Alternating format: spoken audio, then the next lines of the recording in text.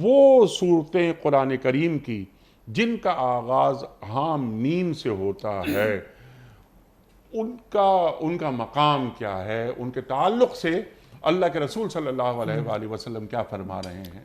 قرآن کریم کی کچھ صورتیں ہیں جو حامیم سے شروع ہوتی ہیں اور ان کو مجموعی طور پر حوامیم کہا جاتا ہے، جو حامیم کی جمع ہے، اور سورۃ المؤمن اس سلسلے کی پہلی سورہ مبارکہ ہے۔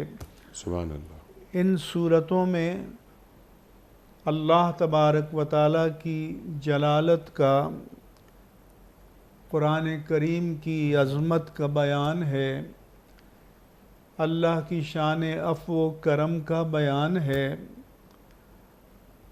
آگے چل کر ان میں عاقبت و آخرت کا بھی بیان ہے،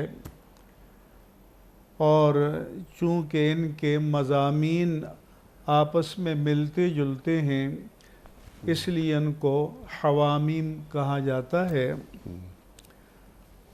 جو آیات مبارکہ آپ نے تلاوت فرمائی ان میں چونکہ دوسری آیہ مبارکہ میں حامیم تنزیل الکتاب من اللہ العزیز العلیم، اللہ جل جلالہ جو ذات باری تعالیٰ کا علم ذات ہے، اس کی صفات آئی ہیں العزیز، العلیم، غافر الذنب، قابل التوب، شدید العقاب، ذی الطول، اور پھر لا الہ الا ہو۔ یہ اللہ تعالیٰ کی صفات عالی مرتبت ہیں، اللہ کی صفات ہیں۔